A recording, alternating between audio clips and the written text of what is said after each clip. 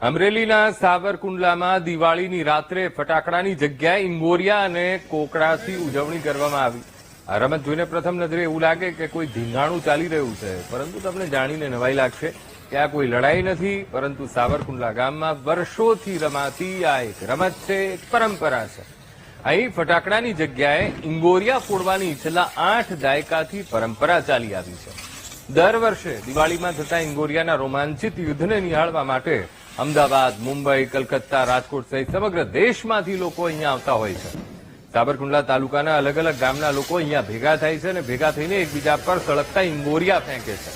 આ દ્રશ્યો જોઈને કદાચ તમને એવું લાગે કે આ ઇંગોરિયાની લડાઈમાં અનેક લોકો દાઝી પણ જતા હશે, ઇજાગ્રસ્ત થતા હશે, પણ એ પણ જાણીને તમને જણાવી દઈએ કે આ રમત એક નિર્દોષ રમત છે।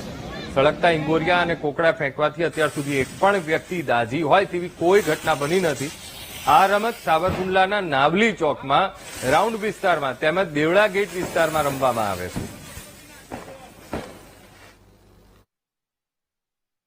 આ અમારે આજે જે દિવાળીની નાઈટ રાતે જે ઇંગોરિયા રમવાની જે પરંપરા છે 70 વર્ષથી ચાલી આવે છે ને અહીંયા પેલા અમે 10 વર્ષ હવે કોકડા થી ચાલુ કર્યું છે, ઇંગોરિયા થી રમવાનું બંધ થઈ ગયું છે ને આ અત્યારે જે રમત રમાય છે એનાથી કોઈ દી જાનહાની કોઈને થતી નથી, થઈ નથી। અમે 80 વર્ષથી આ કોકડાની ગેમ રમીએ છીએ। અમે અત્યારે રમીએ છીએ, અમારા પપ્પા રમતા, અમારા દાદા પણ આ રમતા। આમાં આવું નિર્દોષ ગેમ છે અને અમે એટલા ઉત્સાહથી રમીએ છીએ, અમને બહુ મજા આવે છે।